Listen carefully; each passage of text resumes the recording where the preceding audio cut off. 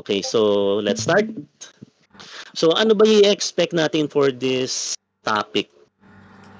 So ang first is yung new mechanics ng Crimson Vow. Meron tayong mga ilan. Siyempre, may mga existing mechanics din tayo for Crimson Vow na i-refresh lang natin in a few.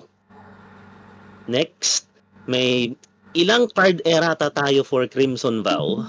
Yes, there are exactly 2 cards na may errata. So, stay tuned lang tayo tungkol doon. Then, we have some standard format card interactions which is involving some of the cards on Crimson Vow. So para sa mga fans ng ibang format, unfortunately, I won't be tackling these non-standard card interactions dahil magtatagal lang tayo sa oras pagka kinuha natin lahat yan. But there is one particular interaction that we need to tackle. May hindi ba nakakarinig sa akin? May nabasa ako sa Discord chat that someone is not hearing me. Klaro naman. Klaro naman ba? Okay, good. Okay, audio is good naman daw. Wala namang background music dito sa akin dahil nakasarado naman yung aking kwarto. So, yeah. So, let's continue na. Okay, so for this rules and card interaction presentation, gagamit tayo ng ilang rules tags. So ano yung ruling tags na yan? So to make it easy for people to recognize what kind of ability or effect or ruling or of the new mechanics or returning mechanics of the cards involved in Crimson Vow, we will be using these tags alongside the conference, alongside the presentation para mabilis nyong ma-recognize. Hindi na natin para i-explain siya in full detail. So pag nakita nyong activated ability itong mechanic na to, it's pretty much self-explanatory at that point. Pero syempre, i-explain pa natin yung rules in detail. I hope naman na everyone in this room may recognize these ruling tags, but we'll still explain them along the way. So to start up things, let's start with the new mechanics muna tayo. Tsaka yung questions nyo nga pala, kung meron kayong questions for specific cards, you can leave them in the Q&A channel. There's a Q&A channel here in the mini conference, and we'll just try to go through over those cards later or their questions later para tuloy-tuloy yung ating discussion. If ever naman na may oras tayo pang natitira is sasagutin natin lahat yung questions na yan. Okay, so let's proceed first with the new mechanics muna tayo. So first, we have Cleave. So Cleave is an alternative cost for most cards, and they're mostly present in all colors in the set. So ano ba ang Cleave? Pag sinabi natin Cleave, tanongin natin si Comprehensive Rules. Cleave is a keyword that represents 2 static abilities that functions while a spell with Cleave is on the stack. So, sa stack lang siya madalas nagana. So, kapag nag-cast ka ng Cleave, meron kang option to pay the normal cost of the card or its Cleave cost.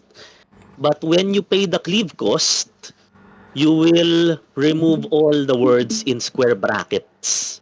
So kung usually minor effect lang yung Cleave na pagkakasama yung square bracketed na text or something na detrimental. But when you use the cleave cost of the card, some more powerful effect will take place. So just to note, casting a spell for its cleave cost follows the rule for paying alternative costs. So this means if you have more than one alternative costs while casting a spell, you can only choose one. You cannot choose both or more than one. So, are we clear with that?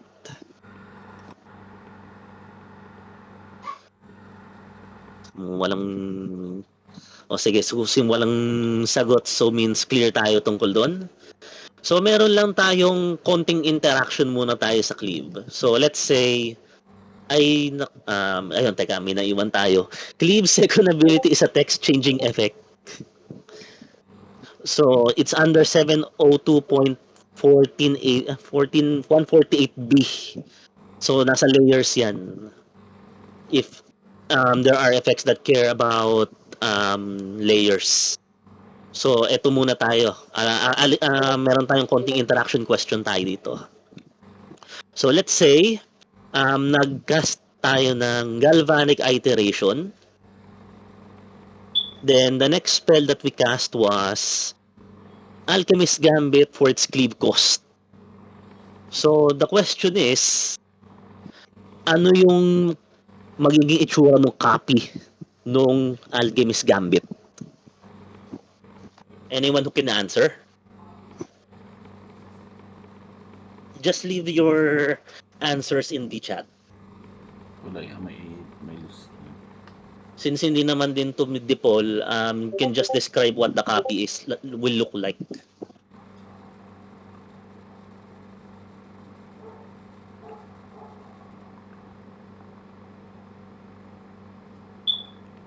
Any takers?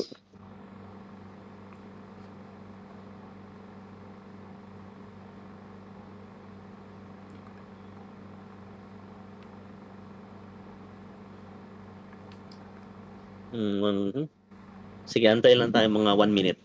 May mga sumasagot na.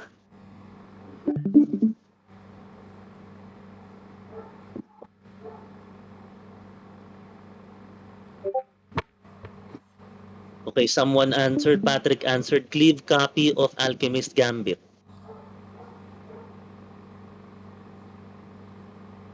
Anyone else?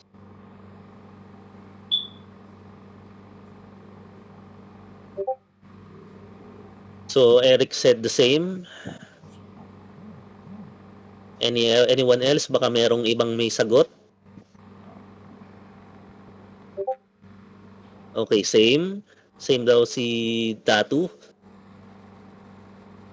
So wala nang nahabol. So we'll just reveal the answer now. So the answer is yes. It will be a copy of a cleaved Alchemist Gambit. This is because of Rule 707.10. And 707.10 says,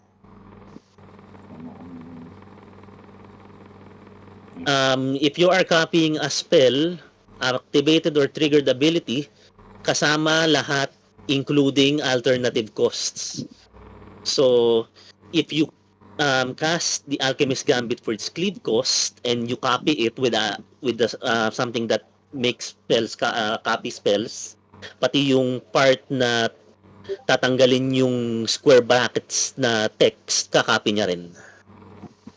So just so we're clear na may magtanong sa inyo ng interaction between copy and Alchemist Gambit, it's pretty much the same like Kicker and Overload. Any alternative costs will also be copied. So next mechanic na tayo. Training. So training is mostly present in green and white, and it's also a triggered ability. So ito, medyo tricky tayo sa training. I'll just explain things along the way. So pag sinabi nating training, it's a triggered ability na whenever this creature and at least one other creature with power greater than this creature's power attack, put a +1/+1 counter on this creature. So what this means is if merong kang two creatures with the same power and both have training and they attack, training will not trigger it at all. Because in order for it to trigger, kailangan yung creature na may kasama na may training at yung other creature na attack, at that point na umatak ka is dapat higher power na. Kahit ihabol mo yung trigger niya, let's say you respond with the spell or make the creature's power na mas higher, na mas na kapantay yung power na mas mataas ang power, no, it will not go back to that and it will not trigger at all. So, if a creature has multiple instances of trigger, may instances of training, each trigger separately, but fortunately, there are no cards in Crimson Vow that gives multiple instances of training. Maybe in the future, but at least keep this comprehensive rules entry in for now. Kasi baka mag-come up later. And some creatures with training have abilities that trigger when they train. So sa case ni Savior of Ollenbach, when this creature trains means when a resolving training ability puts a +1/+1 counter on this creature. So what this means is if merong kang Savior of Ollenbach tapos merong Solemnity in play, magkaka-counter pa rin yung hindi magkaka-counter yung creature dahil pinipigilan ni Solemnity yung creature magkaroon ng counter. So, yung trigger ni Savior of Ollenbach na yung second ability niya will not trigger at all. Or it will not happen kasi hindi mo siya malagyan ng counter. If there are any questions with this kind of interaction, just leave it in the Q&A. How about Cleave interaction with the nerd set? We'll just go over this later, Ace. Isa-isa lang natin. Basta iwan nyo lang yung questions nyo. May certificate ba pag nag-resolve? I leave that up to you. So, another example ulit tayo sa training. So, let's say meron kang 3 creatures in play. Si Parish Blade Trainee, si Griff Rider, at Militia Rallier. And then you declare them as attackers. So, this is not a question. I'm just explaining things right now. So, when you try to attack with all 3, you will be able to trigger both of the creatures' training ability. Okay? So, Parish Blade Trainee will see that someone is attacking with a higher power. Griff Rider will see someone attacking with a higher power than its own. So, pasok yun. Pero kung ang case nito is merong kang Parish Blade Trainee na may +1 counter, tapos Griff Rider na 2/1, so at this point, pareho sila ng power, then pina-attack mo sila pareho, then you respond to the trigger with something like Resolute Strike. Unfortunately, hindi magti-trigger yung Parish Blade Trainee at this point. So, just we're clear na kailangan higher power muna bago pa umatak. Kailangan higher na. Hindi pwede na you will respond to it kasi hindi nga papasok yung trigger once na mapa-attack mo na.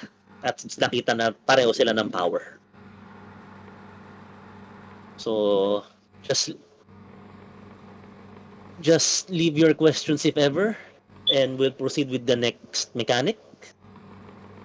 Sige, mayroong tinatype si Datu, antayin natin. Kasi Patrick.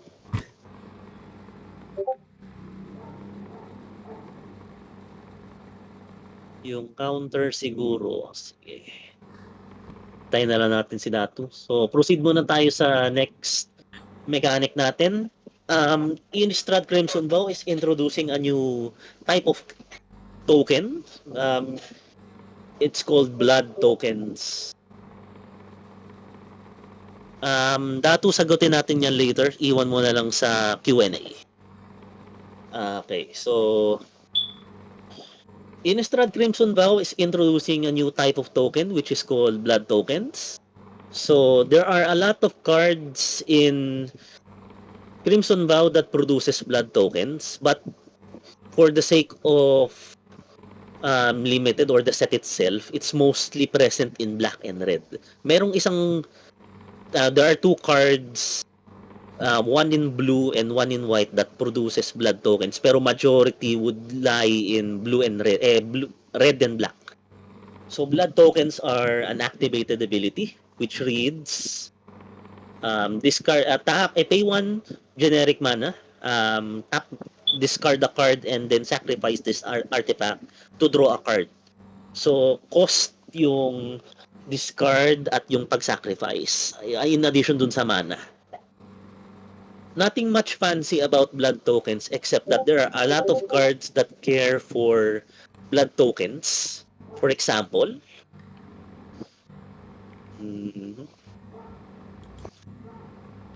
Blood Hypnotist cares about blood tokens being sacrificed, so its triggered ability may work. Bloodbath Summoner cares about blood tokens that can turn them into 2/2 black bat creatures. And by the way, kapag ni-removal si Bloodbath Summoner, and sabihin natin on the stack yung triggered ability niya, the blood token will still remain a 2/2 bat. It doesn't care if Bloodbath Summoner is not on the field. So, meron din mga ibang cards that care about whether there are blood tokens present like Blood Vial Purveyor or Angie Maid of Dishonor that looks for blood tokens to sacrifice. Pero syempre, being an artifact, cards like Thought Monitor cares for blood tokens because they're also artifacts. So, pasok yan sa affinity. And Stony Silence can equally stop blood tokens as well. So, any questions naman so far? Yung blood token question mo is itatakel natin yan later sa card interaction. Kasi yan yung non-standard card interaction na i-discuss natin later.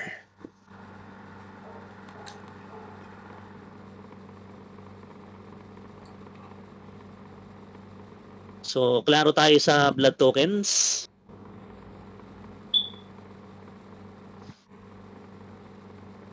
Proceed na tayo sa next natin na mechanic. Actually, ito na yung last na mechanic na bago sa Crimson Vow. So, we'll proceed with the returning ones. Yes, there are at least 3 to 4. Yes, I'm very specific sa 3 to 4 na returning mechanics. 3 which are in standard and 1 is not. So, first, Disturb. Disturb is returning in Crimson Vow and they are alternative costs as well. They are mostly present in blue and white. So, medyo lengthy to pagka ni-next ko yung magiging rules entry niya. So, they are also double face cards.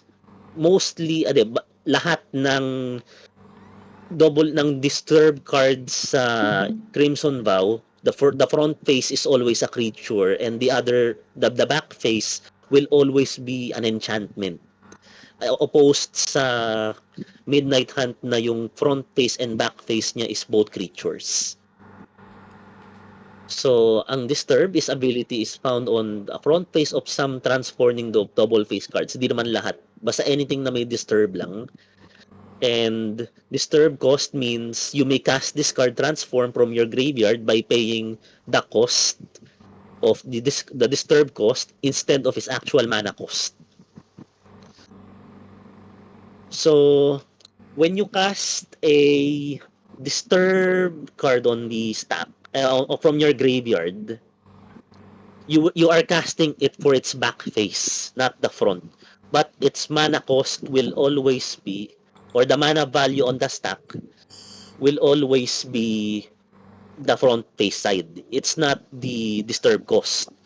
If you try to copy a transform disturb card, its mana value will always be zero. For example, you were able to copy it with Mirror Maid, yung aura side nung disturb card na bago, ang mana value niya is zero. So, ito yung question. Another question. So, when you cast, for example, Brine-bound Gift from your graveyard, between Essence Scatter and Negate, which are legal target? Which of these spells are legal targets for for the cost of the for the back face of the Brine-bound Gift?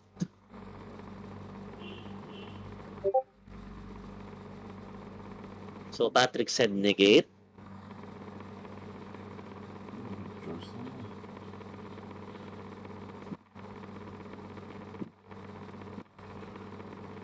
Anyone else?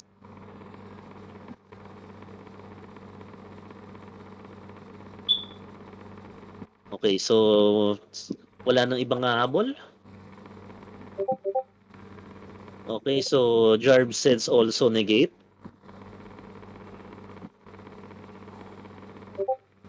Eric says negate. Okay. So reveal na natin yung answer.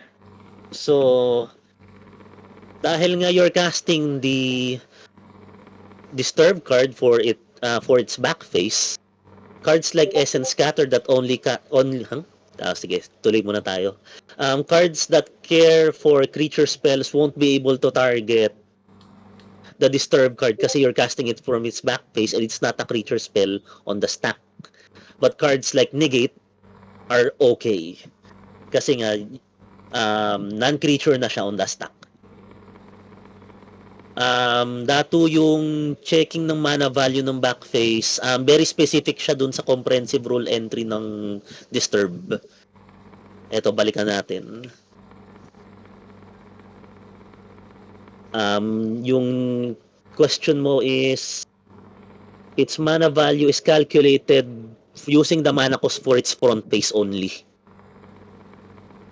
Yung sa ano naman, if the back face naman ng card is not a copy of a disturb card, kung ano yung front face niya, yung pa rin naman yung mana cost niya. Basta hindi siya copy of the double face card. So, klaro tayo doon, Datu.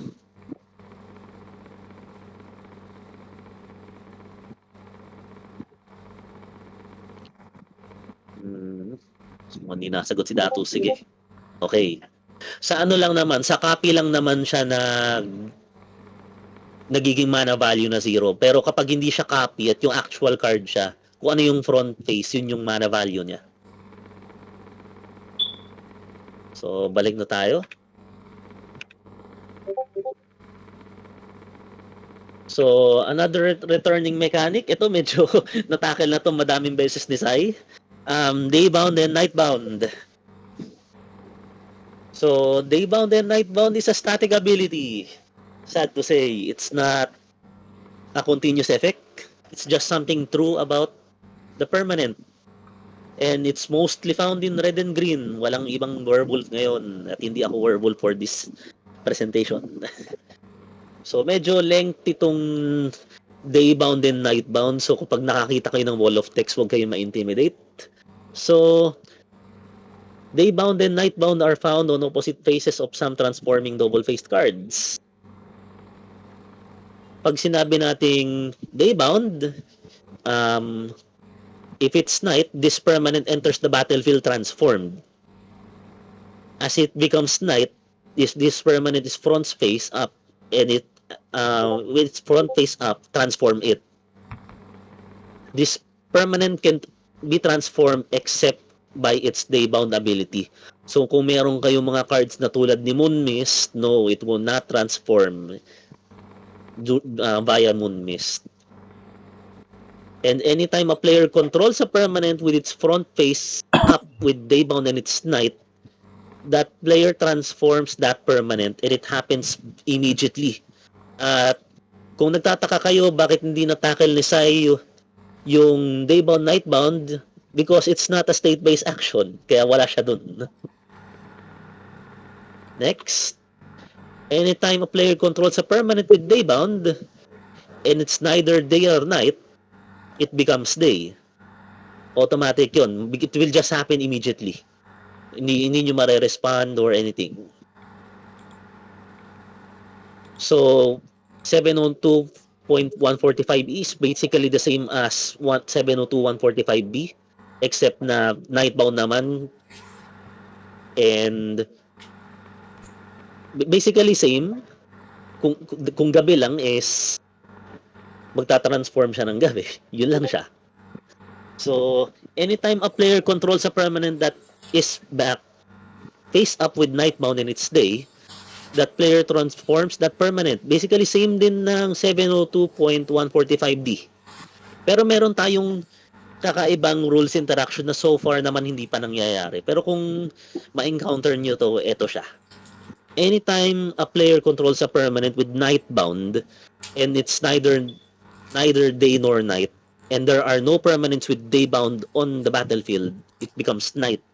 Pero hindi ako makaisip ng way para magkaroon ng nightbound permanent into play tapos hindi day or night. So kung meron kayong naiisip na way para mangyari yon, please do share it in this chat.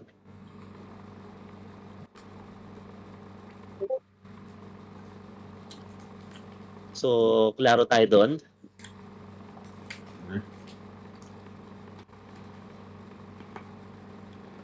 So honestly, hindi ako makaisip ng way kung paano magkaroon ng nightbound permanent tapos hindi night. Pero but it does come up, ito yung magiging relevant ruling niya.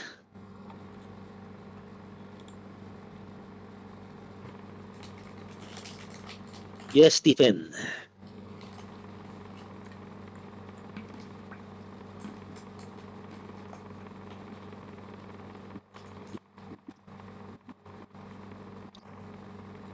Antayin lang natin sumugot si Stephen.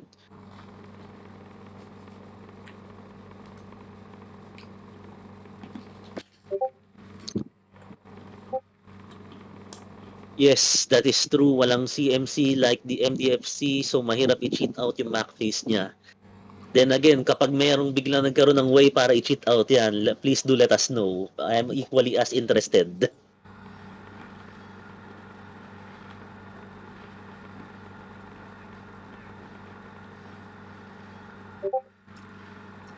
What happens when you give it more? Then it's just a 2-2 face down creature with no abilities, no text, and no creature types. You just put a what you call parang yung reminder card that indicates that it is a face down. No, it is face down, but it's not the backside of the card that na 2-2 morph lang siya na hindi yung front, hindi yung back face yung present. When you morph it, yung front face yung lalabas.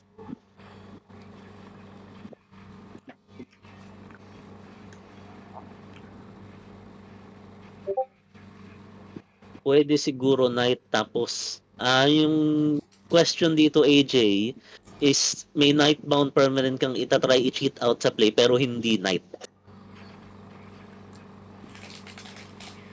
So hindi nag-exist na kung may day or night.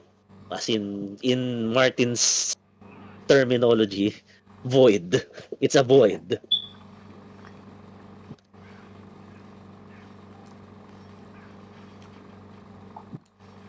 Kasi at that point, kung naging mayroon ng day or night, either one could only exist. And you cannot remove them for some other way.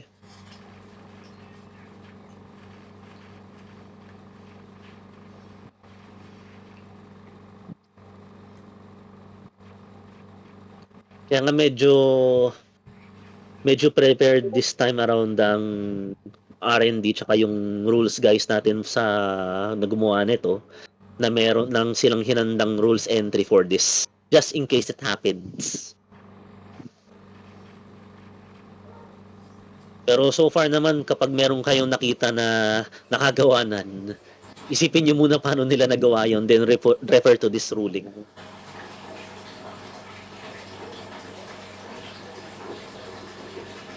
Although merong sinabi dito si release notes na kapag ito ipopost ko lang siya ngayon. Nasa release notes siya. Yan. If it's neither day or night and a creature with daybound and a creature with nightbound somehow appear on the battlefield at the same time, then it becomes day.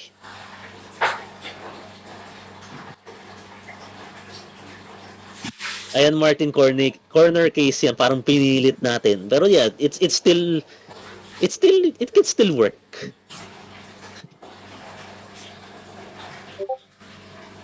Yeah, yes.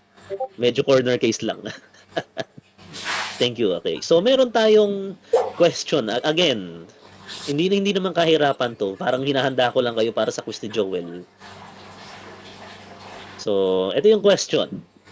So, meron tayong Into the Night. So, it reads, it becomes night, discard in a number of cards, then draw that many cards plus 1. Tapos sa play, meron kang Howlpack Piper. So, alam naman natin kapag nagcast ka ng, pag naging night, magta-transform yung Howlpack Piper into Wildsong Howler. Pero ang question is, ano yung sequence? Ano yung step by step na mangyayari? Anyone who could answer?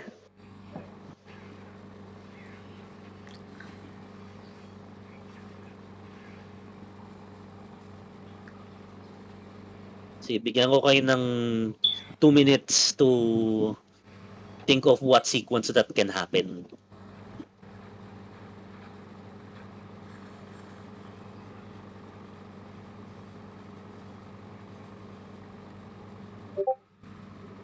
Okay, ulitin ko yung tanong. So, meron kang Howlpack Piper on the battlefield and it's currently day. Then you cast Into the Night. What happens? Ano yung sequence na mangyayari?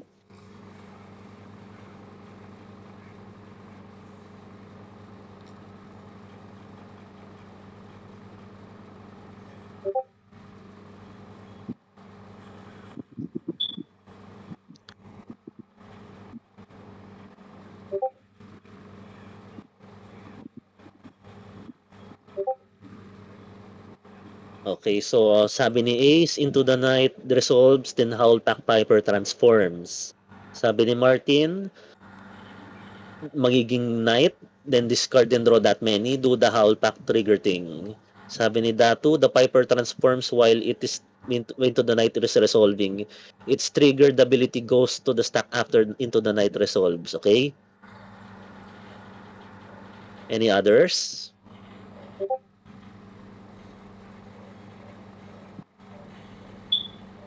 Sabi ni Stephen, Into the Night resolves, the game becomes night, Howlpack Piper transforms to Nightbound immediately.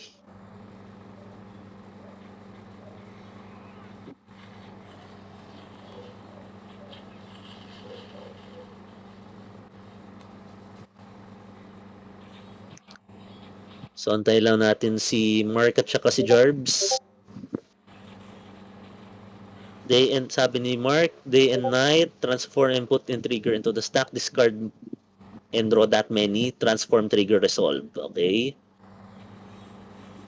Night resolve, sabi ni Jarbs, draw, discard, discard. Viper transforms. Okay. So, reveal na natin yung sagot. So, ang answer is, it will become night. Howlpack Piper will transform immediately. Discard that many cards that kung ilan yung diniscard nyo, then draw that many. Saka nyo palang ilalagay yung trigger sa stack after mag-resolve nung Into the Night. Hindi pa papasok yung trigger until mag-resolve no Into the Night.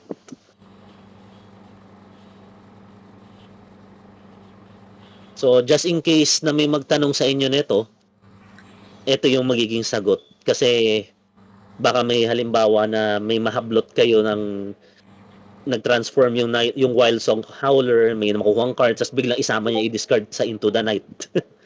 Mali yun. Tapos, magkaroon ng out of order sequencing na akala nila yung trigger nasa stack na while Into the Night is resolving. So, hindi pa papasok agad yung trigger not until Into the Night resolves. So, next mechanic na tayo. Ayun, may question ka, Ace?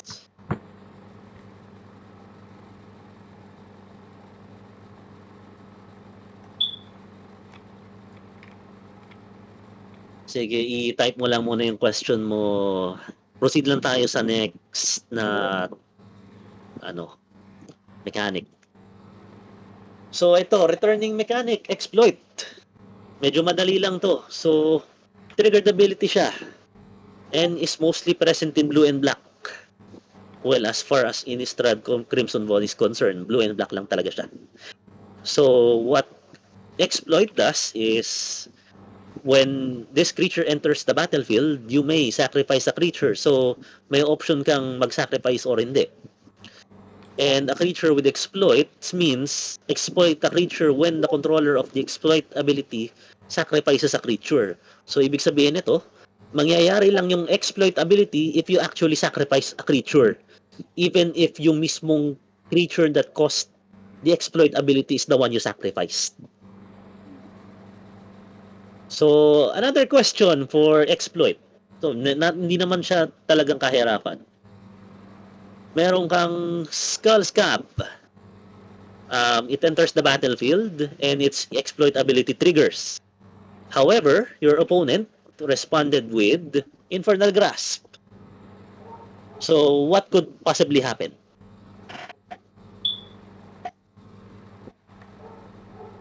Patay sa una. So, ulitin ko yung tanong.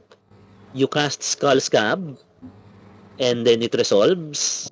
It enters the battlefield. The triggered ability is on the stack but your opponent responds with Infernal Grasp. What could possibly happen? Just to note, wala kang ibang creature sa play. Patay siya. Just patay kasi subs, wala agad. Okay. So Patrick says, no other creature, scab dice, no creature sack, no exploit ability. Jarb said also, no exploit ability.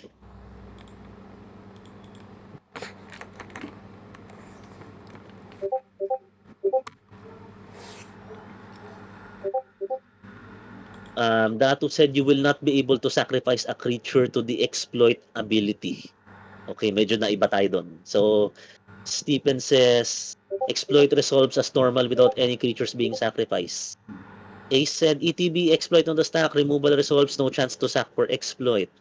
Edwin says, you can choose not to sack, you may when the ability resolves. Okay. Any other else na merong ibang sagot?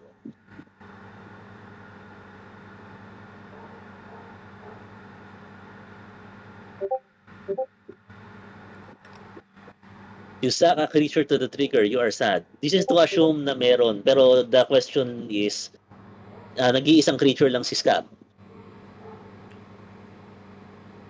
Dino says, Scab dies, exploit resolves, but no trigger for exploit. Second line.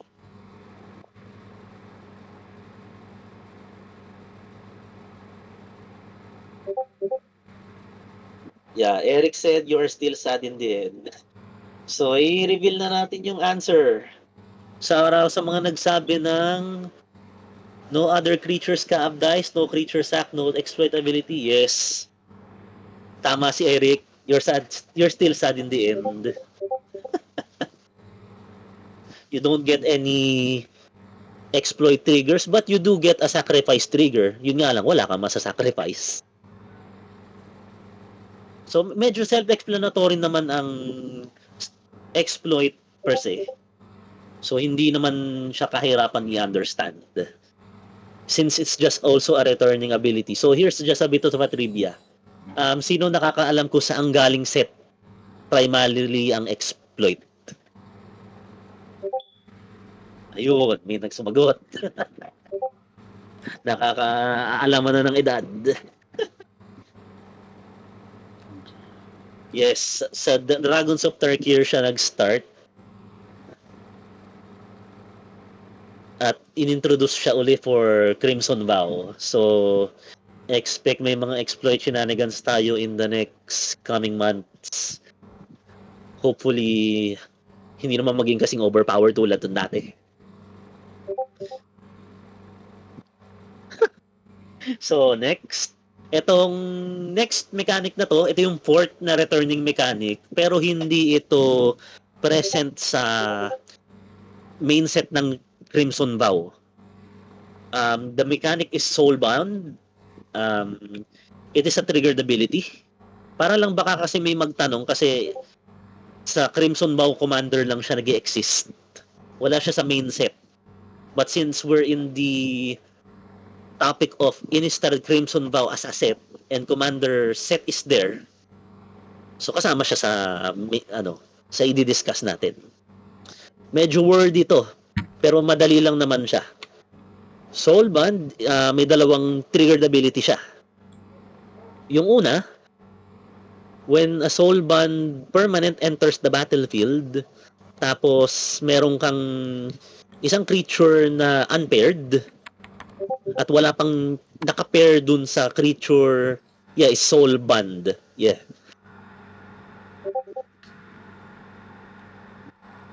Yes, very common actually. Soulbound, binabound down nila. Okay, so tuloy tayo.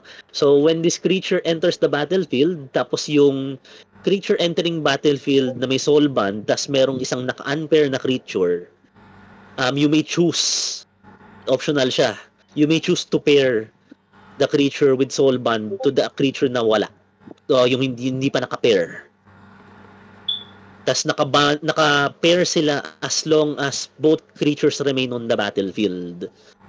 So, once na mawala yung isa sa kanila, they will become unpaired immediately. Pero pag merong isang mag-enter ng battlefield ulit, magti-trigger uli yung soulband, then you can choose to pair the creature with the new one or not. There are only 5 new cards for Soulband in the Commander set. Lahat sila rare. Hindi ko na sila i-discuss dito kasi hindi naman siya yung primarily focus. Pero just for familiarity, tsaka dun sa mga hindi alam na merong Soulband sa Crimson Vow Commander, eto siya. Wala rin ako maipapresent sang examples, pero eto siya basically. Hindi naman siya kahirapan. So, meron pa tayong isang i-discuss. May bago kasi kay Crimson Vow. Ang tawag sa kanya ay Rule 201.5. Well, hindi naman siya technically bago, but it is introduced in Ikoria. So, yung secondary title bar na tinatawag natin, at eto siya. May mga Dracula themed cards na meron in Innistrad Crimson Vow that has different names from their actual card kung ano yung kung saan sila kinuha.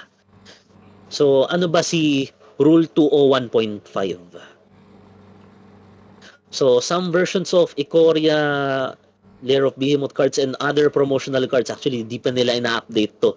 It should magkaroon ng Crimson Vow dito dapat. Feature a name other than their own in the upper left corner with their normal name in the secondary title bar below it. So, sa nakikita nyo, Van Helsing's Holy Word, pero merong name na Circle of Confinement.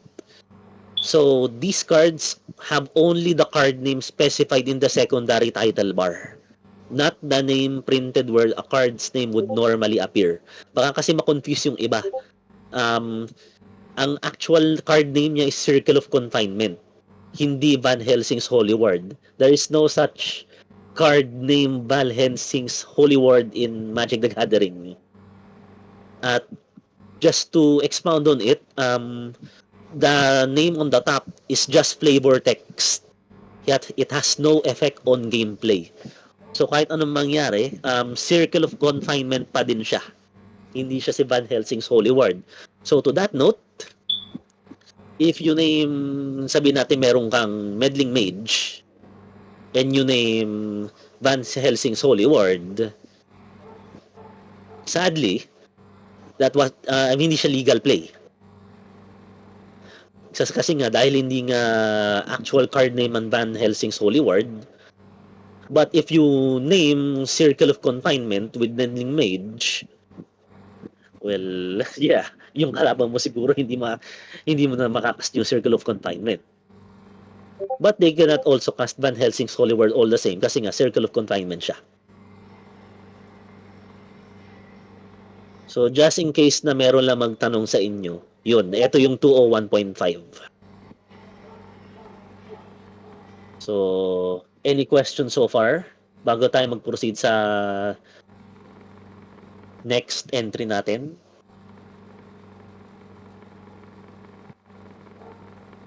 Wala naman so far. Okay, so ayun, si Eric nagtatype. Tayo natin. Hindi ba STA? Ano yung STA? Ano yung STA, sir? Siya, okay. Hindi, ano siya, comprehensive rules entry siya. Naka-specify talaga siya as comprehensive rules. Hindi siya sa per policy. Otherwise, meron tayong policy update dyan, but wala. Pero, yon. Under siya ng comprehensive rules, hindi ng policy. Specifically, it's Rule 201.5.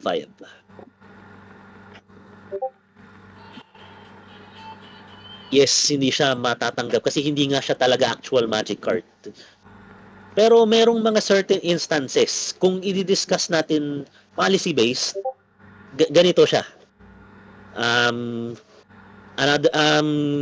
Pwede may mag-correct sa akin dito, pero I will go ahead.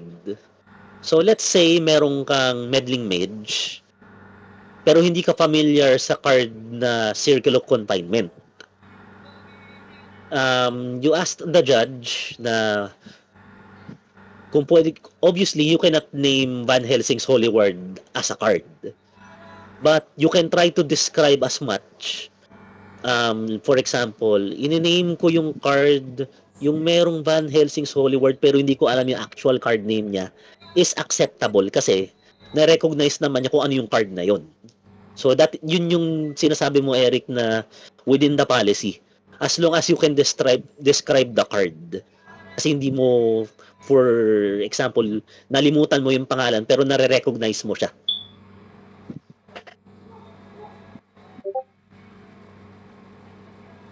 Pero that's not the point of the 201.5. Just flavor text lang kasi siya. Pero kung mare-recognize mo siya as Circle of Confinement, that's okay. Yan, yun yung best example. Yung Teferi na maliit, pero kulang pa rin yan dahil maraming maliit na Teferi. Kulang yan. Hindi unacceptable as dun sa manghuhula ka ng card name. Pwede siguro yung Teferi na nagpapatigil, yung Planeswalker na Teferi na nagpapatigil ng instant speed. Yung ginagawa sorcery lahat, yun pwede yun. Pero yung Teferi na maliit, medyo big pa yan.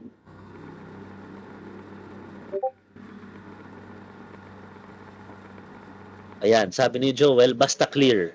Ang importante lang naman is maging clear dun sa judge kung ano yung dinedescribe nyo. Pero wag nyo sanang i-assist yung player na hayaan nyo silang magbigay sa inyo ng description. Kapag nakita nyo naman na pasok dun sa description, okay. Pero kung medyo vague, wag nyo basta biglang, si ganito, wag nyo bigyan nyo ng hint. Yun lang naman yung sinasabi natin dito. So, klaro tayo doon. At sa sinasabi ni Joel, yung Dracula na itim, madaming Dracula sa set. So, kailangan hulaan nyo kung sinong Dracula yun. Yeah, just for technical reference naman, yun. As long as made-describe mo. But naming Van Helsing's Holy Word itself is not a legal play. Kasi flavor text lang yung mismong text na yun. Circle of confinement pa rin talaga dapat.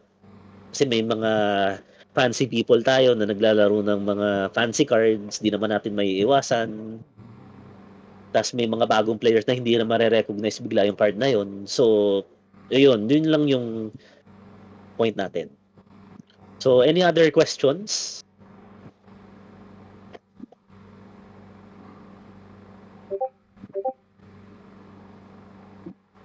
Nasa paragal lakas.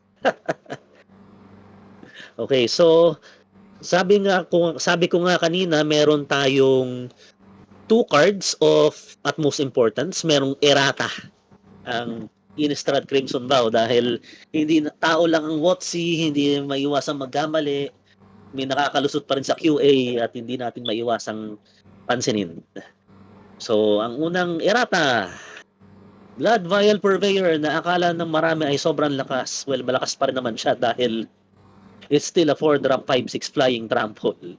So, yung current printing niya, yung makikita nyo sa boosters at sa physical, is whenever blood vial for bearer attacks, it gets +1/+0 for each blood token defending player controls, which is, wow, permanent yung effect pag binasa natin on paper. But MTG Arena already had the updated wording, the Oracle. Sir, black po siya, sir. Yung current wording niya, yung current Oracle wording niya, meron ng until end of turn. So, para dun sa mga naglalaro ng paper magic, tapos wala pang updated card ng Blood Vial Purveyor, hindi permanent yung effect niya. Hindi yan lalaki ng lalaki indefinitely. Until end of turn lang ang effect niya. So, yung other card na may errata is nasa commander ng Crimson Vow, si Camber the Plunderer. So, ang correct version niya is opponent lang yung sa creature ng opponent lang na magti-trigger. Dahil yung incorrect version niya is magti-trigger sa lahat. No. Pagka nakita nyo ganun, yung tamang oracle text niya, sa creature lang ng kalaban siya nagti-trigger. So, dalawang card lang sila na may errata. Just in case. I-wrap up na natin. O i-go over natin mabilisan lang sa card interactions. Okay lang? Okay, so card interactions tayo. Mabilisan lang to. Number 1. Ito yung tanong ni Ace kanina. Flesh and Blood, not the card game. So, ang interaction dito, legal card si Flesh and Blood. You can name either Flesh or Blood. Sabihin natin may Pitting Needle ka. Pero ang actual name ng Blood token ay Blood token at hindi Blood. So, when you try to name Pitting Needle and you name Blood, it will not stop the Blood tokens from being activated. Ace, klaro tayo doon? Ito yung interaction na hinahanap mo. So, next. Cultivator Colossus. If somehow na maging specific number yung kanyang power and toughness, hindi mag-a-apply ang characteristic defining ability niya. So, kung gawin mo siyang 5-5, 5-5 siya, hindi kung ilan yung lupa mo. Kung ginawa mong token siya via Dollhouse of Horrors, 0-0 siya. Pero depende kung ilan yung construct mode at yun yung mag-a-apply instead yung kanyang CDA. Next, Cleave cards and Leer. Yung mga mahilig mag-Leer dyan, lalo na sa arena. Pwede kayong mag-cast ng Cleave from the graveyard with Leer's ability, pero hindi yung Cleave cost. Kasi, alternate cost din ng Cleave. At ang flashback ay alternate cost din. So, isa lang ang pwede, pero hindi pwede yung Cleave. Yung errata the token has now have token, yes, that is correct. Yun yung sinasabi ko. Blood token yung full name nung token, but it's not an actual card. Blood is a legal card name, but blood token is not. Well, technically blood tokens are not cards anyway. So, yun.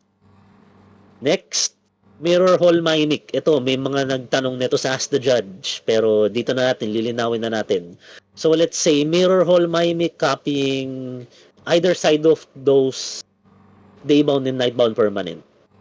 Tapos, biglang nagbago ng panahon. Naging day or naging night. So, ang sabi dito, it will try to transform pero walang mangyayari. This is because Mirror Hall Mimic lang yung nag-exist, yung front face lang ni Mirror Hall Mimic, which is kung ano man yung copy ni kung sino yung kinakopy ni Mirror Hall Mimic. Pag nag-transform, it will not try to transform kahit merong back face si Mirror Hall Mimic. So, next.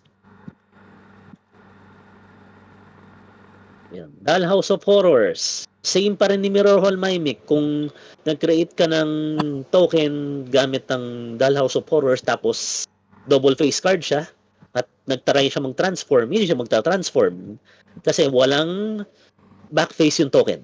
Kung ano lang yung front face, yun lang ikakopy niya. So, next. Mirror Hall Mimic again into Sanguine Statuette. So, kung copy si Mirror Hall Mimic ng Sanguine Statuette, mag-enter the battlefield si Mirror Hall Mimic as an animated copy nung statuette. Hindi siya darating as a 3-3 with haste. So, kailangan nyo pa rin mag-sacrifice ng blood token para maging 3-3 si Mirror Hall Mimic. So, next. Eto. Inspired Idea. Tapos meron ka mga effects na tulad ng nagpapatanggal ng maximum hand size. If you currently have no maximum hand size, then reducing your maximum hand size by 3 will have no effect. Well, yes. But if an effect causing you to have no maximum hand size ends, Inspired Ideas effect will apply at that time. So, ano bang ibig sabihin nito? Meron akong ginawang video para dyan.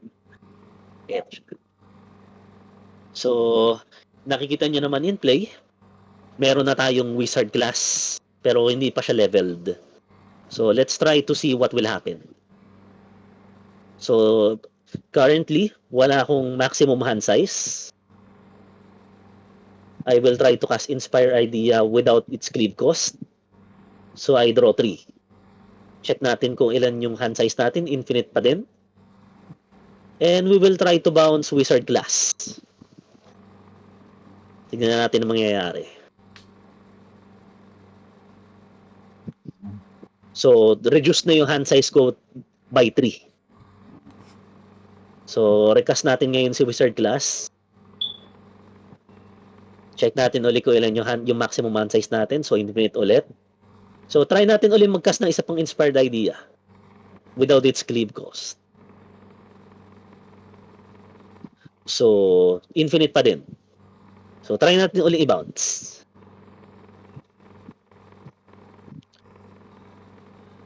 One na lang yung hand size ko. So, cumulative siya.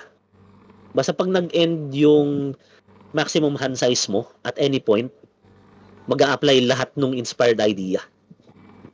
So, just so we're clear with that. So, next. Toxrill na Corrosive. So, may isa pang kapartner si Toxrill the Corrosive from another set sa Midnight Hunt, si Sludge Monster. So, once you somehow gain slime counters from other sources, tas pareho silang nasa battlefield, parehong gagana. Toxrill doesn't care kung saan galing yung slime counters. Basta yung function niya, gagana for both cards. So, sabihin natin 2-2 na yung mga non-horror na may slime counters, tas end of turn, magkakaroon pa sila, -1, -1. Pag namatay, magkakaroon ka pa ng black na slug token. So, that's for my card interactions. As I said, standard lang mostly. Para dun sa mga hihingi ng copy nung presentation, I can give it here. Pwede nyo i-request. balikan ko na lang mamaya yung mga questions nyo sa Q&A, iwan nyo na lang. So I'll wrap up my topic for now and let's proceed with the next presentation, which is yung kay Joel. Hopefully nakinig kayo kahit mabilis yung ating